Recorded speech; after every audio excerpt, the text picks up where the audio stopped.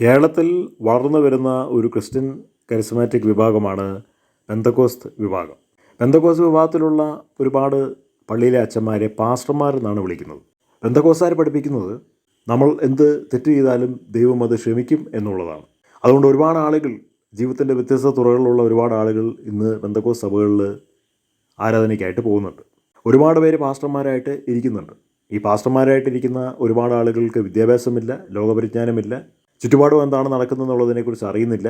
തിന്നണം, കുടിക്കണം, ഉറങ്ങണം, പാട്ടുപാടി പ്രാർത്ഥിക്കണം, പ്രത്യുൽപാദനം നടത്തണം, ചർച്ച മെയിൻറ്റെയിൻ ചെയ്യണം എന്നുള്ളത് മാത്രമേ ഉള്ളൂ. അതിനിടയിൽ തട്ടിപ്പ്, വെട്ടിപ്പുണ്ട്, സാമ്പത്തിക തിരിമറിയുണ്ട്, ലൈംഗിക അസാന്മാർഗീയതയുണ്ട്, വ്യഭിചാരമുണ്ട്, വഴക്കുണ്ട്, വയ്യാവിലിയുണ്ട്, എല്ലാം ഉണ്ട്. ഇപ്പോൾ നമ്മൾ കാണുന്ന ഈ ഒരു ക്യാപ്ഷനിൽ പെന്തക്കോസ്ത് മാതാപിതാക്കൾക്ക് ജനിച്ച് വളർത്തപ്പെട്ട ഒരു പെൺകുട്ടി തൻ്റെ ബാല്യകാല ലൈംഗിക ചൂഷണങ്ങളെക്കുറിച്ച് അവ എണ്ണി എണ്ണി പറയുകയാണ്. ആ പെൺകുട്ടി ഇന്ന് ഇവിടെ ഇല്ല, കാനഡയിലാണ്, അവിടെ ഒരു സ്ഥാപനത്തിലെ ഉദ്യോഗസ്ഥയാണ്. പക്ഷേ ചെറുപ്പ കാലഘട്ടങ്ങളിൽ അവരുടെ അമ്മയടക്കം ഈ കൂട്ടിക്കൊടുക്കൽ പ്രക്രിയയ്ക്ക് വേണ്ടി കൂട്ടുനിന്നു.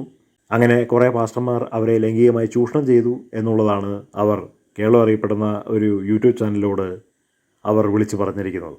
അപ്പോൾ ദൈവത്തെക്കുറിച്ച് ആധികാരികമായി പറയുകയും അതുപോലെ തന്നെ ആ പെൺകുട്ടിയുടെ ശരീരത്തിൻ്റെ പല ഭാഗങ്ങളിൽ തൊടുകയും അവർക്ക് ഏറ്റവും കൂടുതൽ സുഖം എവിടെയാണോ കിട്ടുന്നത് അവിടെ തൊടുകയും പിന്നെ അത് പുറത്ത് പറഞ്ഞു കഴിഞ്ഞാൽ കൊന്നുകളയും എന്നുള്ള ഭീഷണിയൊക്കെ പറയുകയും ചെയ്തിട്ടുള്ള ചില പാസ്റ്റർമാർ അവരുടെ ജീവിതത്തിൽ ഉണ്ടായിട്ടുണ്ട്.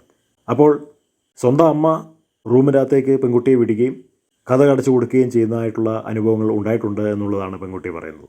ഏതായാലും ബലാത്സംഗം, പീഡനവും നടന്നിട്ടില്ല, മറ്റു കാര്യങ്ങളെ നടന്നിട്ടുള്ളൂ. പക്ഷേ അതും പീഡനമാണല്ലോ. പോക്സോ കേസിന് തത്തുല്യമായിട്ടുള്ള ഒരു പ്രക്രിയയാണ്.